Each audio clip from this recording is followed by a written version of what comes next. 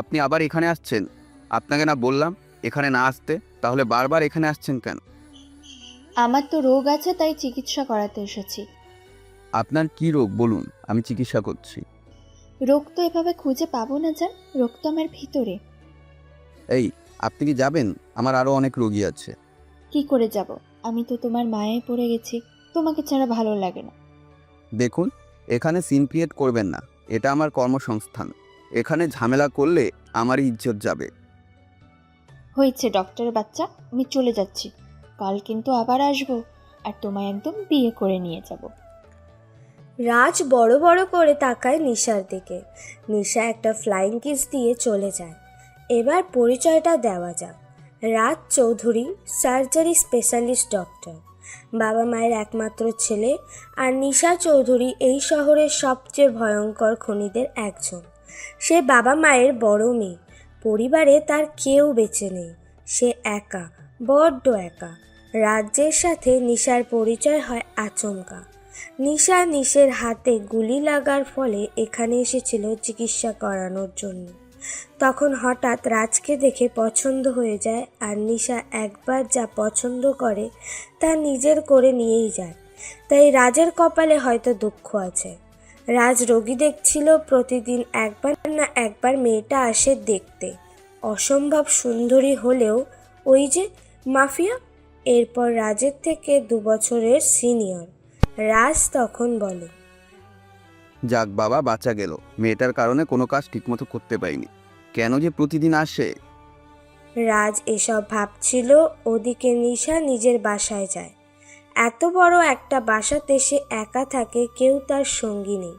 তার জীবনের যে ভয়ঙ্কর অতীত আছে, যেগুলো তাকে ধ্বংস করে দিয়েছে। এই পথে আসার পেছনে তার অনেক ত্যাগ আছে, সেগুলো না হয় আরেক সময় বলবো।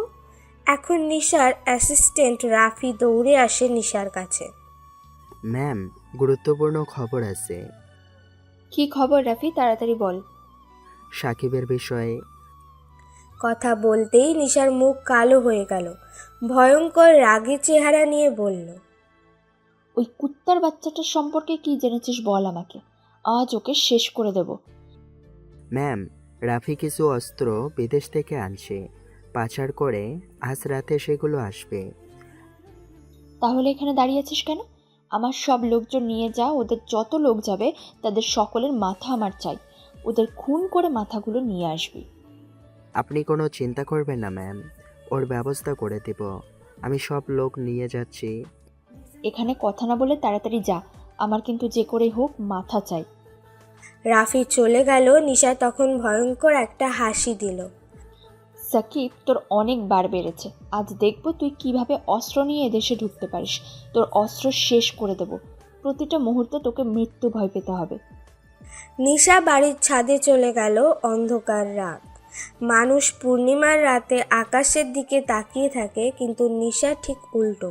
সে অন্ধকার রাতে আকাশের দিকে তাকিয়ে থাকে, কারণ তার জীবন যে বড্ড অহংকার।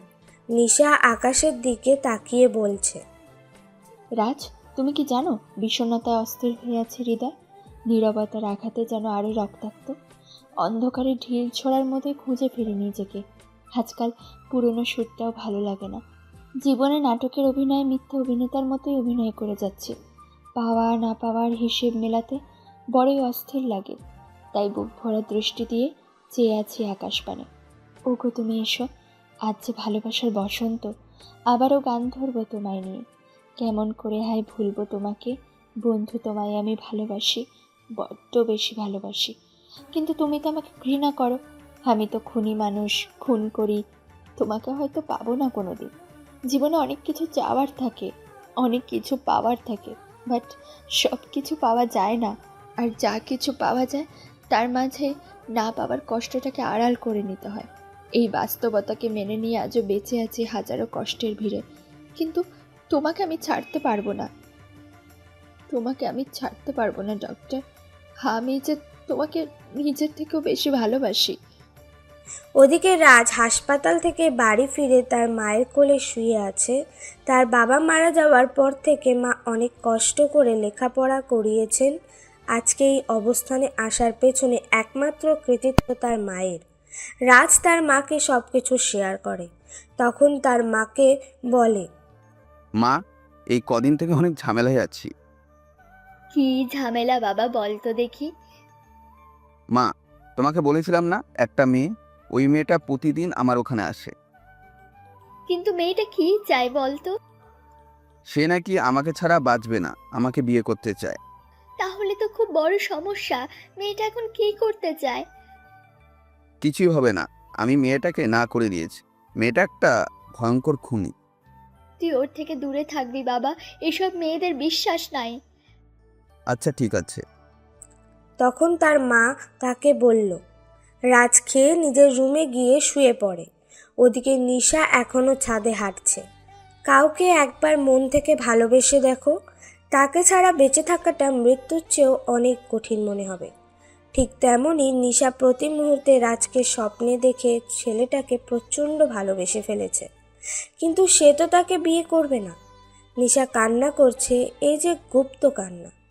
প্রার্থনা করি যারা যাকে ভালোবাসে তাকেই যেন পায়, কেননা অসমাপ্ত ভালোবাসা সত্যিই খুব কাঁদায়। নিশা তখন একটা রুমে যায়, প্রিয় বোনটার ছবি নিয়ে হাত বুলাতে থাকে আর কান্না করতে থাকে। সত্যি বলতে বাইরে নিজেকে যতই কঠোর প্রমাণের চেষ্টা করুক না কেন, ভেতরে সেও তো একটা মেয়ে। ধৈর্য আর কত ধরবে। নিশা দিশার ছবি হাতে নিয়ে হাত বুলাতে বুলাতে বলে, আমার লক্ষ্মী বোন, কোনো চিন্তা করিস না, তোর খুনের প্রতিশোধ আমি নেবই। যে তোকে আমার কাছ থেকে কেড়ে নিয়েছে তাকে আমি শেষ করে দেব। ওর বেঁচে থাকার কোনো অধিকার নেই। নিশা তার বাবা মায়ের ছবি নিয়ে বসে থাকে। তাদের ছবি দেখে নিজের মাথায় একটা অপরাধ বোধ কাজ করতে শুরু করলো। নিশা তখন বলল, মা, বাবা, আমি তোমাদের দেওয়া কথা রাখতে পারিনি, আমাকে ক্ষমা করে দাও প্লিজ।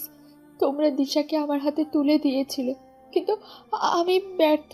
আমি যে অসহায় নিঃস্ব, কষ্ট যে আমার জীবন সাথী, দুঃখ আমার আলপনা। এই কষ্টে আমি নিত্য কাঁদি, হৃদয়ে ভরা যন্ত্রণা। দুঃখ যে আমার প্রথম, দুঃখই আমার শেষ বন্ধু। এসব ভাবতে ভাবতে ঘুমিয়ে পড়ল।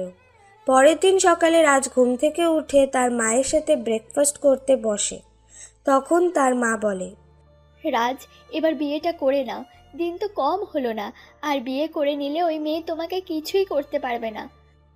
আরে মা, কি বলো? এখন কি আমি একটা মেয়ের ভয়ে আমি পালিয়ে বেরোবো? আমি তো একাই সব সামলাতে পারছি না, বিয়েটা করে নে বাবা। এসব নিয়ে পরে কথা হবে, এখন যাই, আমার লেট হয়ে যাচ্ছে। রাজ, শুনে যা। কিন্তু রাজ জানে এখানে দাঁড়ালে বিয়ে নামক বিপদ আসতে পারে, তাই যত তাড়াতাড়ি সম্ভব পালানো প্রয়োজন। রাজ হাসপাতালে গিয়ে দেখে তার কেবিনে নিশা বসা। রাজ রেগে যায়। আপনি আমার কেবিনে কেন? কতবার বলছি এরকম করা বাদ দিন। রাগের কারণে রাজের মুখ লাল হয়ে গেছে। নিশা তখন অবাক হয়ে তাকিয়ে আছে। ধবধবে সাদা মুখে হালকা লাল বর্ণ, সাথে সেই মায়াবী নীল চোখ, পুরোই রূপকথার রাজকুমারের মতো। নিশা তাকিয়ে আছে। রাজ আরও রেগে যায়। এই মেয়ে, আপনি কি আমার কথা শুনতে পাচ্ছেন না নাকি? কি হলো? রেগে গেলে তো আমার ডক্টরকে অনেক সুন্দর লাগে, ইচ্ছে করে। না থাক, বলবো না, একদম বিয়ের পর করে দেখাবো। ফাজলামি করেন? এটা কি ফাজলামি পেয়েছেন? যখন ইচ্ছা আসবেন, যা মন চাইবে তাই বলবেন। ফাজলামো করবো কেন জান? আমি তো তোমার সাথে দেখা করতে আসি। তুমি যে আমার রূপকথার গল্পের রাজকুমার।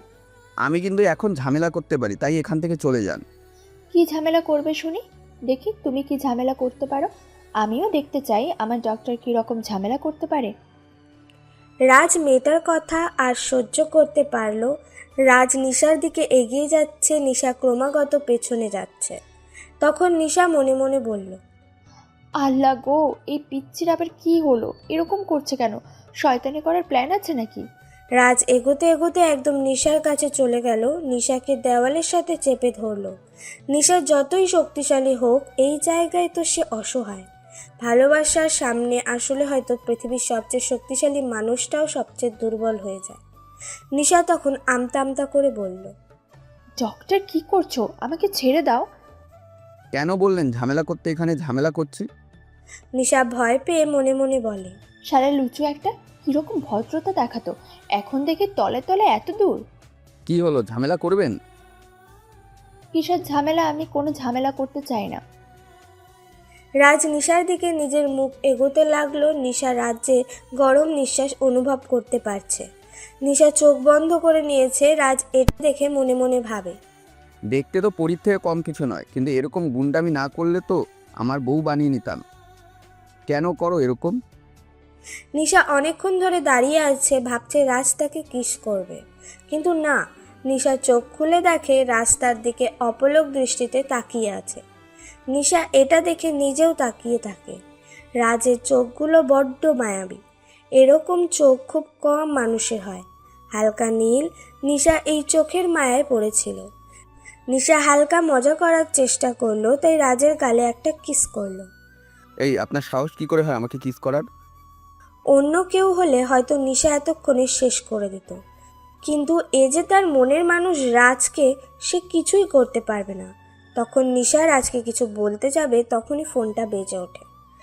এই ফোনটাও না রোমান্টিক মোমেন্টে বেজে ওঠে। হাতে নিয়ে দেখে রাফির কল। নিশা তাড়াতাড়ি করে কল ধরে তখন রাফি বলে, ম্যাম, আমাদের প্ল্যান সাকসেসফুলি সম্পূর্ণ হয়েছে, বাট সাকিব আসেনি। ওর সব লোকজনকে আমরা নিয়ে বেঁধে রাখছি। আপনি কি আসবেন? তুমি সব কিছু রেডি করো, আমি 20 মিনিটের মধ্যে পৌঁছাচ্ছি। ম্যাম, ওদেরকে কি খুন করে দিব? খবরদার, তুমি কিছু করবে না। আমি আসার পর সব হবে। ওকে ম্যাম, আমি ওয়েট করছি। আপনি আসুন। নিশা ফোন রেখে রাজের দিকে তাকায়। রাজ নিশার দিকে তাকিয়ে আছে। নিশা তখন বলে, এভাবে তাকিয়ে থেকো না ডক্টর, আমি তো পাগল হয়ে যাব। এখন আমার একটা গুরুত্বপূর্ণ কাজ পড়ে গেছে, না হলে আমার ডক্টরের রাগ না ভাঙিয়ে আমি যেতামই না। আপনার কাজ বলতে তো ওই মানুষ খুন করা। আমি প্রতিনিয়ত লড়াই করি মানুষকে বাঁচানোর জন্য, জীবনে শান্তিতে ঘুমাতে পারি না। চোখ বন্ধ করলেই প্রিয়জন হারানোর মানুষগুলো কান্নার দেখি। আপনি কিভাবে এই কাজ করেন? ডক্টর প্লিজ, আমাকে ভুল বুঝো না, আমি তোমাকে পরে সব বুঝিয়ে বলবো। এখন যাই প্লিজ। বলেই নিশা রাজের থেকে বিদায় নিয়ে গেল। রাজ তখন সেখানে দাঁড়িয়ে আফসোস করতে থাকে। রাজও মাঝে মাঝে নিশাকে নিয়ে ভাবে, কিন্তু সেটা প্রকাশ করে না। এক এক সময় মেয়েটাকে অনেক মায়াবী মনে হয়, আরেক সময় অনেক ভয়ঙ্কর মনে করে। সে কি ভুল করছে নাকি ঠিক করছে? রাজ এসব না ভেবে নিজের কাজে ব্যস্ত হয়ে পড়ে। ওদিকে নিশা পৌঁছে যায় নিজের গন্তব্যস্থলে। অনেক ছেলেকে বেঁধে রাখা। নিশা যেতেই সবাই উঠে দাঁড়িয়ে সালাম জানালো। নিশা নিজের বন্দুকটা বের করে একটা চেয়ারে বসলো। সামনে 24 জন ছেলেকে বেঁধে রাখা। তখন রাফি বলল, ম্যাম, এই যে সামনে যে ছেলেটাকে দেখতে পাচ্ছেন, এটাই সাকিবের সবচেয়ে বিশ্বস্ত কর্মচারী। রিয়াদের একটা ব্যবস্থা করতে হবে। প্লিজ আমাকে ছেড়ে দিন, আমি কথা দিচ্ছি আর কোনোদিন সাকিবের সাথে কাজ করব না।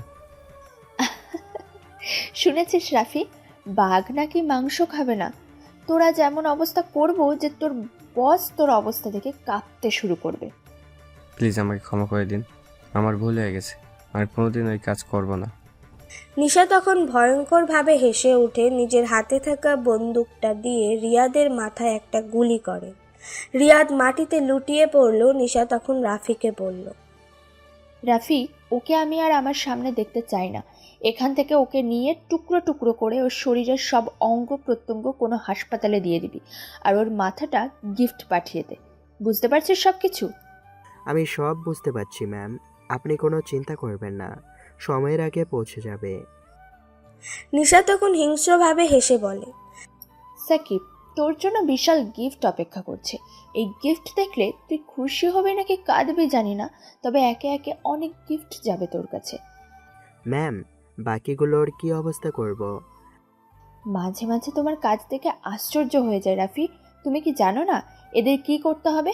ওদের আমি মারবো না, সবগুলো এখন থেকে আমার হয়ে কাজ করবে। সাকিব যত টাকা দিত এর দ্বিগুণ টাকা আমি দেব। লোকগুলো নিশার কথা শুনে অবাক হয়ে যায়। নিশা তখন বলে, তোমরা কোনো চিন্তা করো না, আমি অতটা পাষাণ নই যে তোমাদের এতজনকে মেরে ফেলবো। আমার কাজ সব সত্যের জন্য। আমি সঠিক পথে চললে কারোর কোনো ক্ষতি করি না, কিন্তু যে আমার সাথে বিশ্বাসঘাতকতা করে আমি তাকে শেষ করে দিই, একদম শেষ। তাই খুব সাবধান।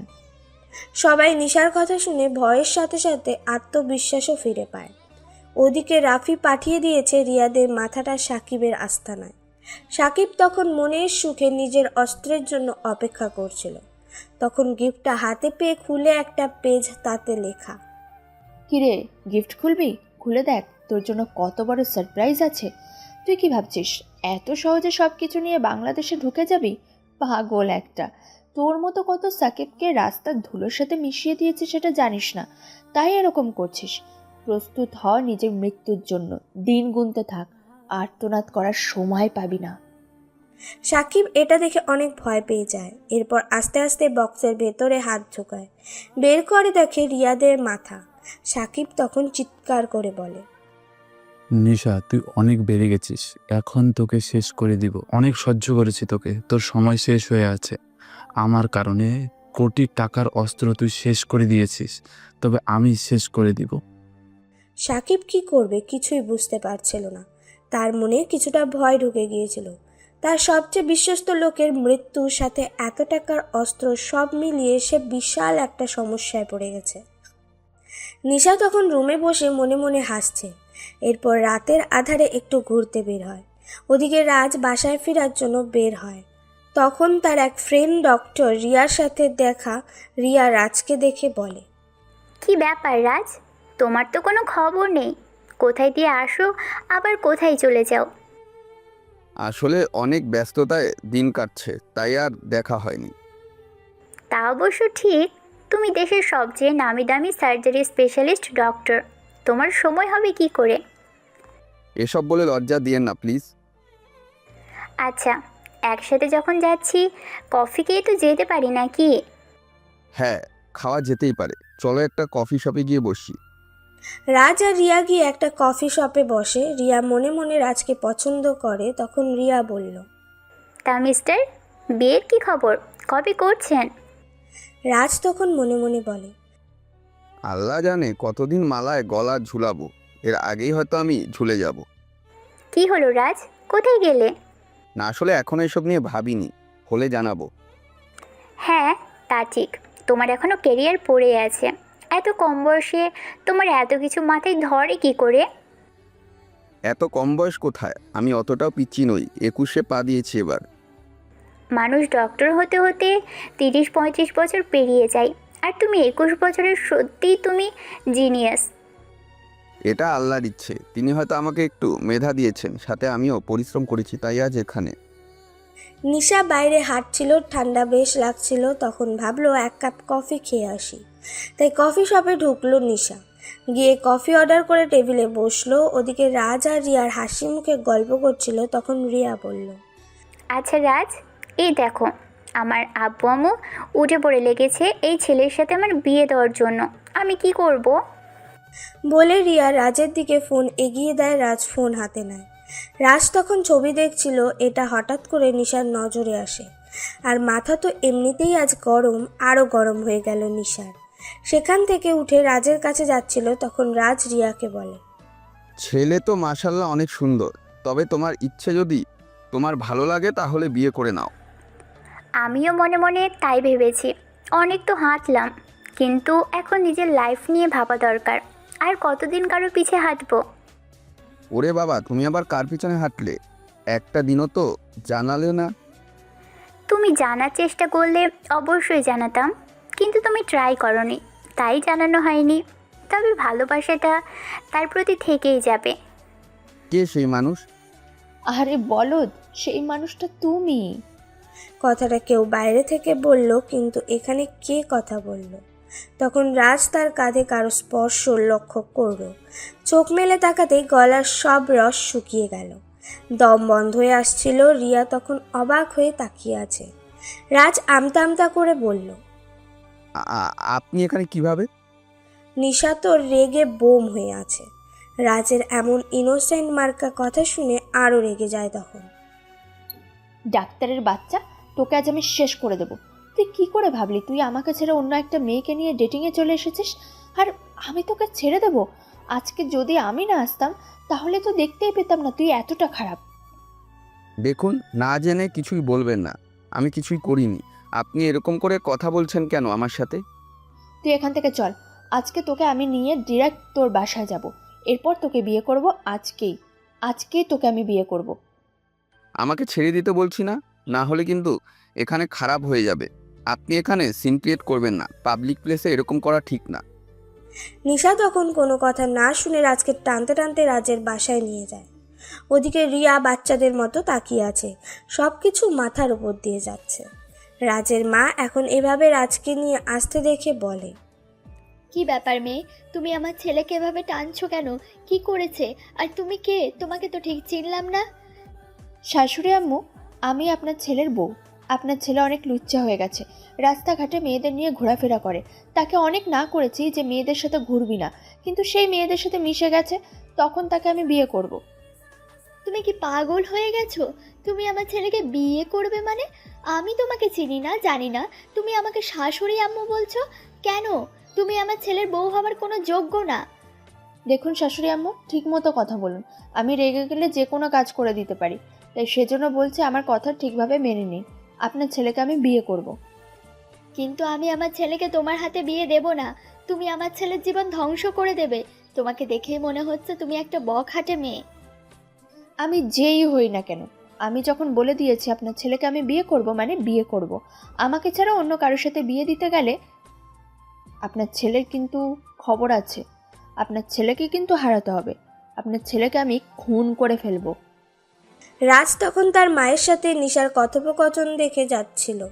সে কোনো কথা বলছে না, সাহস করে মেয়েটা অনেক ভয়ঙ্কর, যে কোনো সময় যে কোনো কিছু করে দিতে পারে, তাই সে চুপচাপ বসে আছে। নিশা তখন রাজের কলার ধরে বলে, ডাক্তারের বাচ্চা, তোকে কতবার বলেছিলাম না তুই অন্য কোনো ছেলে মেয়ের সাথে যাবি না? তো যখন ইচ্ছে হয় আমাকে ডাকবি, আমি তোকে নিয়ে ঘুরতে যাব। তাহলে কেন মেয়েদের সাথে গিয়েছিলি? বিশ্বাস করুন, ওই মেয়েটার সাথে আমার কোনো সম্পর্ক নেই। ও আমার কলিগ, আমার সাথে অনেক পড়াশোনা করেছে, সেই জন্য ওর সাথে এক কাপ কফি খেতে গিয়েছিলাম, এর বাইরে কিচ্ছুই না। কিন্তু মেয়েটা তোকে পছন্দ করে, তোকে বিয়ে করতে চায়, সেটা ইশারায় তোকে বোঝানোর চেষ্টা করছিল, কিন্তু তুই বুঝেও না বোঝার ভান করছিলি, তাই না? আরে আমি কি বলবো কিছুই তো বুঝতে পারছি না। আপনি কিভাবে বুঝলেন মেয়েটা আমাকে পছন্দ করে? তার হবু স্ত্রীর ছবি আমাকে দেখানোর জন্য ডেকেছিল, আমি সেটাই রেখেছিলাম। আমি এসব কিছু শুনতে চাই না। তুই তোর মাকে রাজি করা, তোকে আমি বিয়ে করব। না হলে কিন্তু অনেক খারাপ হয়ে যাবে। এই এই মেয়ে, তুমি কি পাগল? তোমার সাথে আমার ছেলের বিয়ে আমি কোনোদিন দেব না। তুমি কালকে কেন এই বাসায় আসবে? আর এই বাসায় ঢোকার তোমার কোনো অধিকার নেই। এই বাসা থেকে বেরিয়ে যাও। আর একবার যদি বাসায় দেখি তাহলে কিন্তু খুব খারাপ হয়ে যাবে। শাশুড়ি আম্মু, আপনি আপনার ছেলের বউকে চেনেন না, সে কতটা ভয়ঙ্কর। কথায় কথায় মানুষকে খুন করেও দিতে পারে। আপনার ছেলেকে খুন করতে আমার 2 মিনিটও যাবে না, কিন্তু আমি তাকে ভালোবাসি, তাই তাকে কিছু করতে পারছি না। না হলে এতদিন আপনার ছেলেকেও উপরে উঠিয়ে দিতাম। রাজের মা তখন নিশার দিকে তাকিয়ে আছে। নিশা একটা রহস্যময় হাসি দিয়ে সেখান থেকে চলে গেল। রাজের মা তখন রাজের কাছে এসে বলল, বাবা, এই মেয়েটা তোকে এতদিন থেকে ডিস্টার্ব করে আসছিল। এই মেয়েটা তো এত ভয়ঙ্কর, ওর সাথে তুই আর দেখা করবি না। তুই আজই এই শহর ছেড়ে পালিয়ে যা। আরে মা, পাগল হয়ে গেছো? একটা মেয়ের ভয়ে আমি শহর ছেড়ে পালিয়ে যাব? কি বলছো তুমি? আমি কিছু শুনতে চাই না। আমি ওই মেয়েটার সাথে তোর বিয়ে কোনোদিনও মেনে নেব না। এই বাড়ি ছেড়ে তাড়াতাড়ি তুই পালিয়ে যা, না হলে এই মেয়েটা কাল এসে তোকে ক্ষতি করে দেবে। তুই পরে আমার সাথে দেখা করবি, আমি তোর সাথে দেখা করব। এখন চলে যা এখান থেকে। না মা, আমি এটা পারবো না। ওই মেয়েটা যাই করুক না কেন, আমি এই বাসা থেকে যাব না। তোমাকে একা ফেলে আমাকে না পেয়ে যদি তোমার কোনো ক্ষতি করে দেয় তখন? আমার কিচ্ছু হবে না। ওই মেয়েটা আমার কিছুই করতে পারবে না। আমি পুলিশকে খবর দিয়ে রাখবো। তুই কোনো চিন্তা করিস না, কিন্তু তুই এখান থেকে চলে যা। তোকে রাস্তাঘাটে যে কোনো সময় ক্ষতি করে দিতে পারে। তুই তাড়াতাড়ি বাসা থেকে অন্য শহরে চলে যা। রাজ নিরুপায় হয়ে নিজের কাপড় গুছিয়ে যখন পালিয়ে যাবে রাস্তায় দাঁড়িয়েছিল, হঠাৎ একটা গাড়ি এসে তার সামনে দাঁড়ালো। গাড়িটা থেকে একটা মেয়ে বের হয়ে আসলো। রাজ অবাক হয়ে গেল, এই মেয়েটা এখানে আসলো কি করে? আপনি এখানে? কি ভেবেছিলে ডাক্তার, পালিয়ে যাবে তাই না? এই শহর ছেড়ে পালানো এত সহজ নয়। তুমি যখন একবার আমার চোখে পড়ে গেছো, তখন তুমি আমারই হবে, আর কারো হতে পারবে না, আমি যদি না চাই। প্লিজ আমার পিছন ছেড়ে দিন। আমি আপনাকে ভালোবাসতে পারবো না।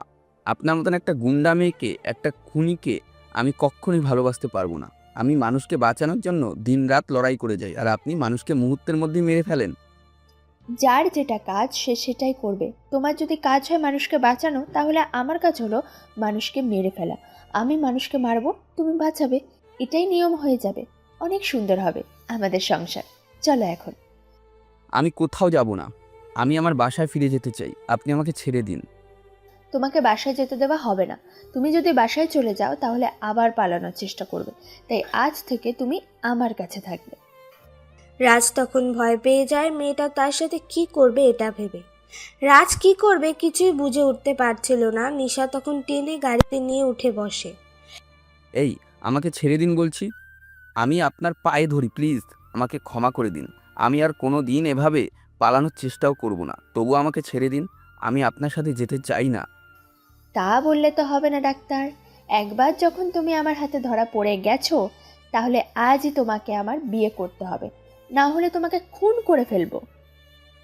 আমাকে মেরে ফেলুন, তবু আপনি আমাকে এখান থেকে নিয়ে যাবেন না। আমি আপনার সাথে যেতে চাই না, আপনার ওই পাপের রাজ্যতে যেখানে মানুষ খুন করা হয়। শুধু খুন খুন খুন খুন বলছিস? জানিস আমি কেন মানুষকে খুন করি? আমি জানতে চাই আপনি কেন মানুষ খুন করেন? মানুষের জীবন কি এতই মূল্যহীন যে আপনি মুহূর্তের মধ্যে তাদেরকে মেরে ফেলেন? একটা মানুষ বাঁচাতে কত কষ্ট হয় আপনি তা জানেন? নিশা তখন কিছু একটা বলতে গিয়েও আটকে গেল। এরপর বলল, চুপচাপ গাড়িতে বসে থাক। আরেকটা কথা বললে কিন্তু তোকে আমি এখানে গুলি করে মেরে ফেলবো।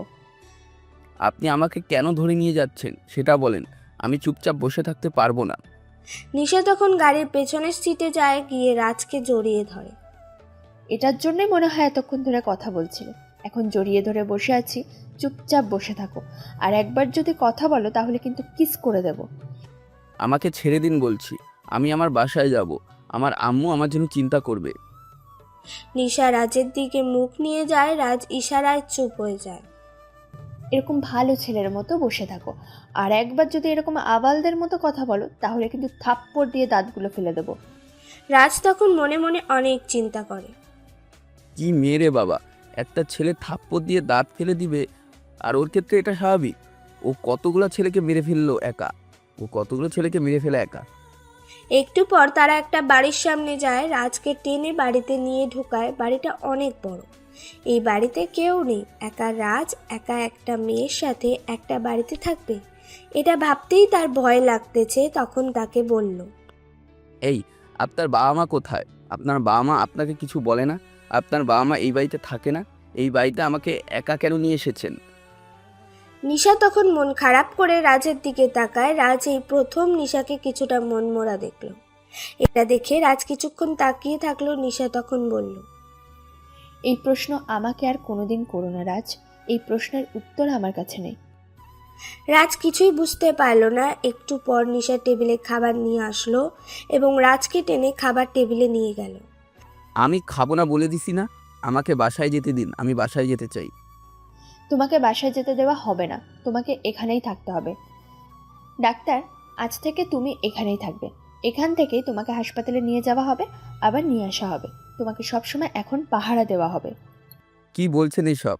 আমার আম্মু আমাকে নিয়ে অনেক টেনশন করছে। উনি আমাকে নিয়ে সবসময় চিন্তায় থাকে। উনি যদি জানতে পারে আমাকে আপনি এভাবে ধরে রেখেছেন তাহলে অনেক কান্না করবে। আমাকে ছেড়ে দিন প্লিজ।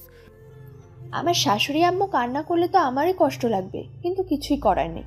ওনাকে কান্না করতে হবে, কারণ উনি আমাকে রেখে ওনার ছেলেকে শহরের বাইরে পাঠিয়ে দিতে চেয়েছিলেন। এর শাস্তি তো ওনাকে পেতেই হবে। রাজ তখন কি বলবে কিছুই বুঝতে পারছে না। চুপচাপ বসে নিশার কথা শুনে যাচ্ছে। এখন এই মেয়েটার এসব সহ্য করা ছাড়া আর কোনো উপায় নেই, কারণ সে বন্দি হয়ে গেছে। এর দরজায় রাজ করুণ চোখে বলে, প্লিজ আপনার পায়ে ধরি, আমাকে ছেড়ে দিন। আমি খাবো না, আমাকে ছেড়ে দিন। আমি আমার বাসায় চলে যাই, আমাকে এভাবে বেঁধে রাখবেন না। আমার আম্মু আমাকে নিয়ে অনেক টেনশন করে। আমার বাবা মারা গেছেন, এরপর থেকে আমি আমার আম্মুর দেখাশোনা করি। তোমার শুধু বাবা মারা গেছেন ডক্টর? আমার সবাই মারা গেছেন। আমি কিভাবে বেঁচে আছি বুঝতে পারছো? আমি কতটা কষ্টে বেঁচে আছি। তোমার তো বাবা এমনি মারা গেছেন, কিন্তু আমার সবচেয়ে প্রিয়জন, আমার সবচেয়ে কাছের বন্ধুকে খুন করা হয়েছে। তখন আমার কেমন লেগেছে ভেবেছো? রাজ তখন তার কথা শুনে অবাক হয়ে যায়। মেয়েটা এত কষ্টে আছে, তার সবাই মারা গেছে, কিন্তু ও এরকম কাজ করে কেন? এরকম কাজ ছেড়ে দিয়ে যদি ভালো কাজ করতো তাহলে রাজ তাকে আগলে রাখতো, সব সময় কোনো দিন কষ্ট পেতে দিত না। তখন রাজ নিশাকে বলল, আপনি যদি এরকম কাজ ছেড়ে দিতেন তাহলে তো আপনাকে আর কষ্ট পেতে হতো না, আপনাকে কেউ একজন আগলে রাখতো। কিন্তু আপনি এরকম কাজ করেন কেন? কেন মানুষকে খুন করেন? আপনার প্রিয় মানুষকে খুন করার জন্য আপনি কষ্ট পাচ্ছেন। আপনিও তো কতজনের প্রিয় মানুষকে খুন করেছেন, তাদের কি কষ্ট হয় না? ডাক্তার, যেটা জানো না সেটা নিয়ে কথা বলো না। তুমি জানো না আমি কেন মানুষ খুন করি আর কাকে খুন করি। তাই এসব বাদ দাও, আর এখন খেতে বসেছো, খাও চুপচাপ। বলে নিশা জোর করে রাজকে খাবার খাওয়ায়। রাজ তখন চুপচাপ বসে আছে সোফায়। নিশা তখন রাজকে গিয়ে জড়িয়ে ধরে বলল, আমাকে কেন মেনে নিচ্ছ না রাজ? আমি তো তোমাকে সত্যি ভালোবাসি। তোমাকে ছাড়া কাউকে জীবনে কোনোদিন নিজের কাছেও আসতে দিইনি। আমি এতটা খারাপ নই যে তোমাকে কষ্ট দেব। আমি তোমাকে কোনোদিন কষ্ট পেতে দেব না রাজ। তুমি আমাকে মেনে নাও প্লিজ। কিন্তু আমার পক্ষে সেটা সম্ভব নয়, কারণ আপনি একজন খুনি। আর আমি কোনো খুনির জীবনে নিজের স্ত্রী হিসেবে বা নিজের ভালোবাসার মানুষ হিসেবে মেনে নিব না। নিশা তখন অনেক রেগে যায়, গিয়ে রাজকে থাপ্পড় দিয়ে তার কলার চেপে ধরে বলে, আমি মানুষ কেন খুন করি জানিস? হ্যাঁ হ্যাঁ, আমি মানুষ খুন করি। কিন্তু তুই জানিস আমি কাকে খুন করি? আমি খুন করে ওই মানুষগুলোকে যারা মানুষের ঘুম কেড়ে নেয়, মানুষের শান্তি কেড়ে নেয়, মানুষের প্রিয়জনকে কেড়ে নেয়। আমি তাদেরকে খুন করি। আমি কোনো ভালো মানুষকে কোনোদিন খুন করিনি। অন্যায় করতে করতে যারা মানুষের জীবন কেড়ে নেওয়ার মতো অবস্থায় চলে এসেছে, তাদের জীবন আমি কেড়ে নিই। এই সমাজের গরিব মানুষগুলোকে তাদের অধিকার ফিরিয়ে দেওয়ার জন্য লড়াই করি আমি।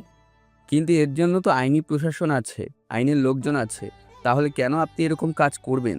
এদেশের আইন কানুন ঠিক মতন জানা থাকলে আর আইনের দৃষ্টিতে সব কিছু তাকালে এবং আইনের লোকজনের সহায়তা নিলে সব কিছু ঠিক হয়ে যেত। ডাক্তার, তুমি কোন আইনের কথা বলছো? তুমি এমন এক দেশে বাস করো যে দেশে পুলিশের কোনো সম্মান মর্যাদা বলতে কিছুই নেই। একদিন আমিও গিয়েছিলাম পুলিশের কাছে, গিয়ে হাত পা ধরে অনেক কান্না করেছিলাম আমার একটা বিচার করে দেওয়ার জন্য, কিন্তু তারা করেনি। তারা টাকার কাছে বিক্রি হয়ে গেছে। আমি ওই টাকাওয়ালা পুলিশ অফিসারদের দেখতে পারি না।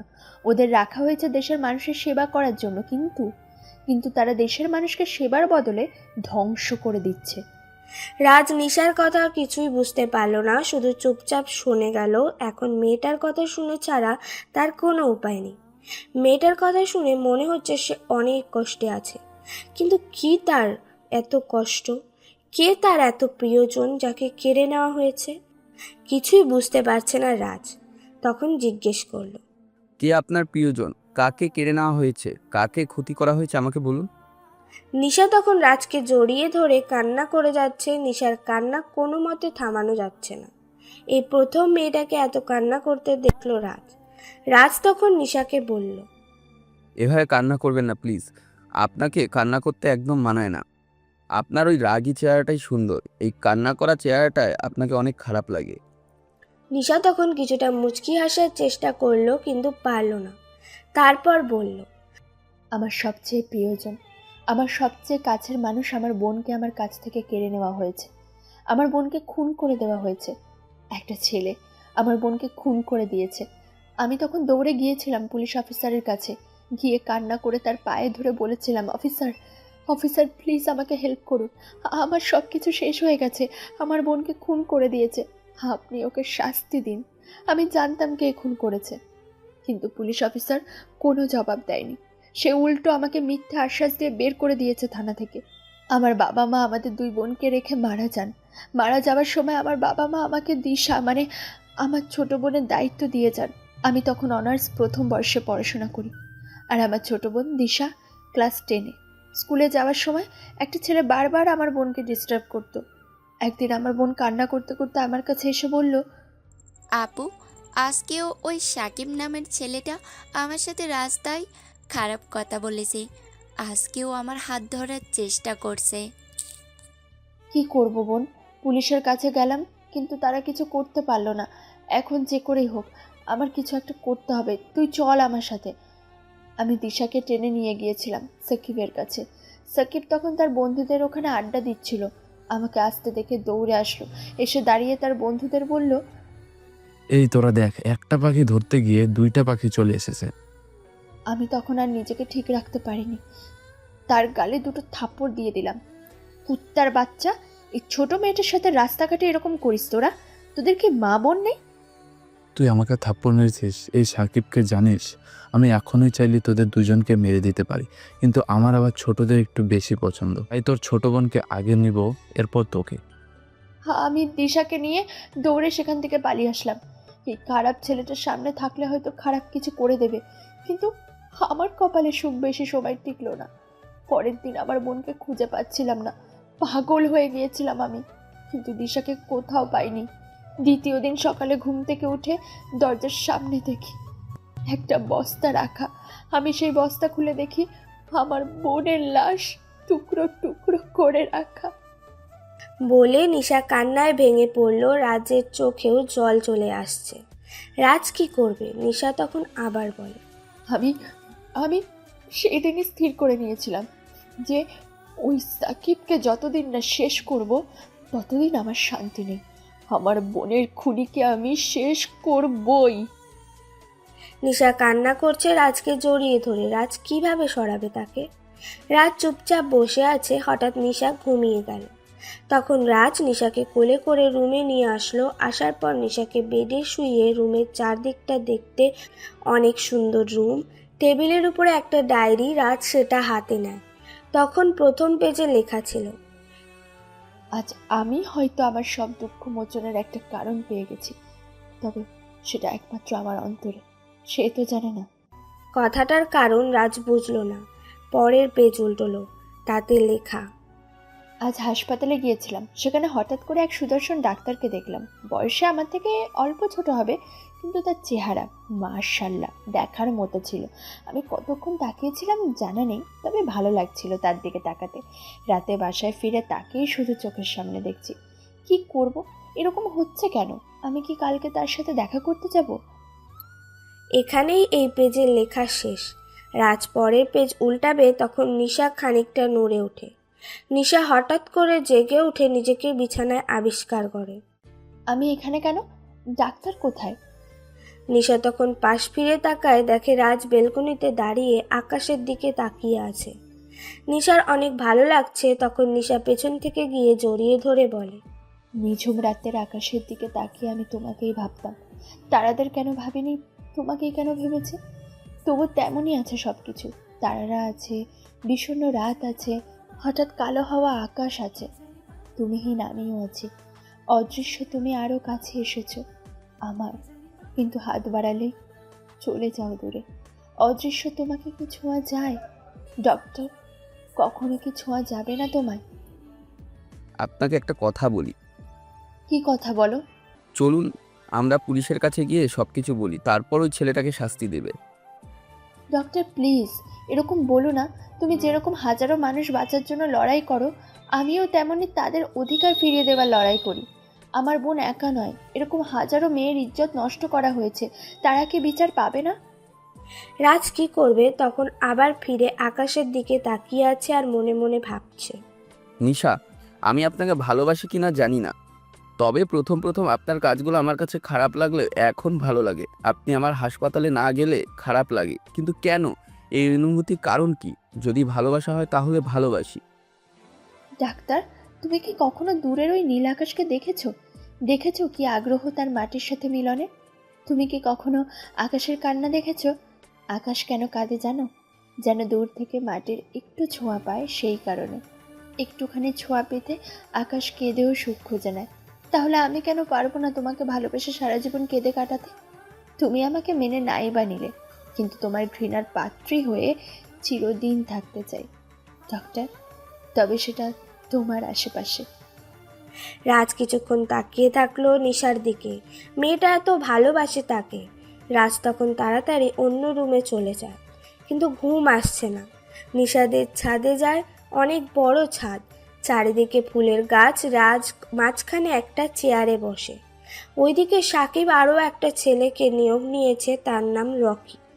রকি সাকিবের সামনে দাঁড়িয়ে আছে। তখন সাকিব বলে, রকি আমার জীবনটাকে শেষ করে দিচ্ছে। ওই একটা মেয়ে ওকে শেষ করে দিতে হবে, না হলে আমি শান্তিতে থাকতে পারবো না। আমার সবচেয়ে কাছের মানুষ, আমার বন্ধু রিয়াদকে ওরা মেরে ফেলেছে, ওদেরকে শেষ করে দিতে হবে। বস, আপনি কোনো চিন্তা করবেন না। ওর এমন ব্যবস্থা করব আর কোনোদিন কারো সাথে লাগার সাহস পাবে না।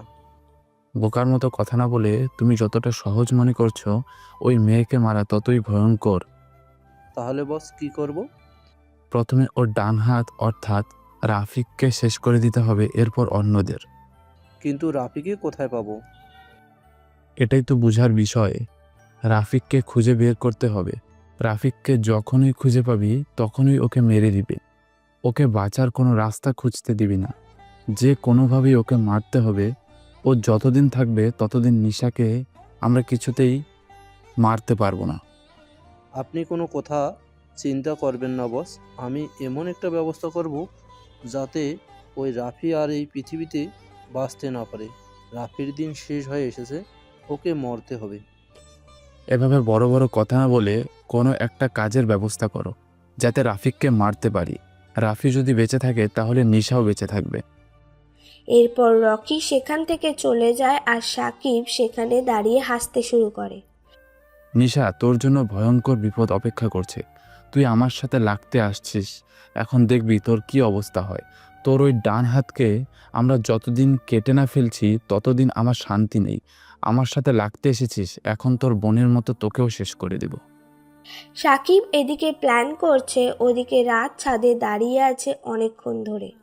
রাজকে না আসতে দেখে নিশা ছাদে গিয়ে দেখে রাজ দাঁড়িয়ে আছেন। নিশা তখন রাজকে পেছন থেকে বলে, ডক্টর, অনেক রাত হয়েছে, এখানে না দাঁড়িয়ে থেকে তাড়াতাড়ি আসো, ঘুমিয়ে পড়বে। আপনি গিয়ে ঘুমিয়ে পড়ুন, আমি একটু পর ঘুমাবো, এখন আমার ভালো লাগছে না। তখন হঠাৎ করে রাজের ফোনটা বেজে উঠল। রাজ ফোনটা হাতে নিল, তখন দেখলো তার আম্মু কল করেছে। এখন রাজ তার মাকে কি বলবে? তখন নিশা ফোনটা হাত থেকে কেড়ে নিল, দেখলো রাজের মা কল করেছে। তখন রাজকে বলল, ডক্টর, তুমি ফোন ধরে বলবে তুমি এসে পৌঁছে গেছো, ওনাকে চিন্তা না করতে। যদি অন্য কিছু বলো তাহলে কিন্তু খুব খারাপ হয়ে যাবে। কিন্তু আপনি এমন কেন করতে চাইছেন? আমি তো আমার বাসায় ফিরে যেতে চাই। আমার আম্মু আমার জন্য টেনশন করবে। সময় হলে তোমাকে অবশ্যই বাসায় ফিরিয়ে দেবো ডাক্তার। তুমি এখন তোমার আম্মুকে বলো যে তুমি নিরাপদে আছো। রাজ তখন তার মায়ের ফোনটা ধরে, তখন তার মা বলে, কি ব্যাপার বাবা, তুমি পৌঁছে গেছো? হ্যাঁ আম্মু, আমি পৌঁছে গেছি, তুমি কোনো টেনশন করো না। যাক বাবা, বাঁচা গেল। ওই খারাপ মেয়েটা যাতে তোর খোঁজ না পায়, সাবধানে থাকবি। ফোন স্পিকারে দেওয়ায় নিশা শুনে মুচকি হাসছে। রাজ লক্ষ্য করছে নিশার হাসি, অসম্ভব সুন্দর তার হাসি। তখন তার মা বলে, কালকে ইমরান আসবে বলেছে, আসলে তোর সাথে দেখা করতে যেতে বলবো। কিন্তু ইমরান ভাইকে কেন কষ্ট করতে বলছো? উনি ব্যস্ত মানুষ, কত মানুষের পাশে দাঁড়াবেন। আরে তুই আমার একমাত্র ছেলে, কোথায় আছিস একটু দেখবে না? আর তোর খালা তোকে কতটা ভালোবাসে তুই জানিস না? আচ্ছা আম্মু, কাল আমি লুকিয়ে হসপিটালে যাব, তখন ইমরান ভাইকে দেখা করতে বলবো। আচ্ছা বাবা, সাবধানে চলাফেরা করবি। রাজ ফোন রেখে নিশার দিকে তাকায়। নিশা রাজ্য জয়ের হাসি নিয়ে রাজকে গিয়ে জড়িয়ে ধরে। তখন রাজ কিছুটা রেগে বলে, এই, আপনার কি সমস্যা? কথায় কথায় এরকম জড়িয়ে ধরেন কেন? নিশা তখন রাজের বুকে হাত দিয়ে বলে, এই জায়গাটা আমার, এখানকার মালিক আমি। এই বুকে শুধু আমার অধিকার আছে, আর কারণে। প্লিজ আমার পিছন ছেড়ে দিন। আপনি অনেক সুন্দর, আপনার জন্য অনেক ভালো ছেলে অপেক্ষা করছে। ডাক্তার, আমার রাগ তুলবা না, চলো তাড়াতাড়ি। নিশা চোখ লাল করে কথাটা বলল। রাজ কিছুটা ভয় পেয়ে পেছন পেছন গিয়ে অন্য রুমে ঢুকতে যাবে, এমন সময় নিশার টান দিয়ে ধরল। এদিকে কোথায় যাচ্ছ রাজ? কেন আমি এই রুমে থাকবো? তা তো হবে না ডক্টর, তুমি আমার সাথে আমার রুমে থাকবে। কি, আপনি পাগল হয়ে গেছেন? আপনি একটা মেয়ে মানুষ, আপনার সাথে আমি রাতে কেন একসাথে থাকবো? আপনি আর আমি কি বিবাহিত? বিবাহিত না হলে কালকে তোমাকে বিয়ে করব, তখন তো সব হয়ে যাবে। এখন চলো তাড়াতাড়ি। অসম্ভব, আমি কখনই আপনার সাথে এক রুমে থাকবো না। আমি একটা পুরুষ, যে কোনো সময় যে কোনো কিছু হয়ে যেতে পারে। বলেই নিশাকে সরিয়ে দিয়ে রাজ লাফ দিয়ে রুমে ঢুকে দরজা বন্ধ করে দিল। আর নিশা মুচকি হেসে মনে মনে বলল, তোমার এই সততার জন্যই তো তোমাকে এত ভালোবাসি ডক্টর। তুমি সত্যি অনেক ভালো মানুষ। তোমাকে আমি আমার কাছ থেকে যেতে দেব না। মজা হবে তো কালকে সকালে। বলে নিশা নিজের রুমে গিয়ে শুয়ে পড়লো। পরের দিন সকালে রাজ ঘুম থেকে উঠেই চিৎকার করলো, কিন্তু হঠাৎ করে তার মুখ বন্ধ হয়ে গেল, সে কথা বলতে পারছে না। নিঃশ্বাস ভারী হয়ে আসছে।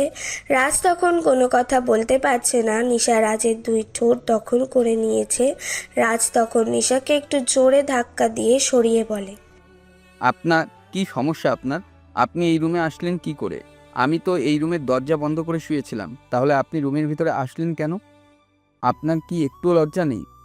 তুমি কি ভেবেছিলে তুমি এই রুমের দরজা বন্ধ করে ঘুমালে আমি রুমে ঢুকতে পারবো না? আমি বলেছিলাম না তুমি আমার সাথে ঘুমাবে? আমি আমার কথা রেখেছি।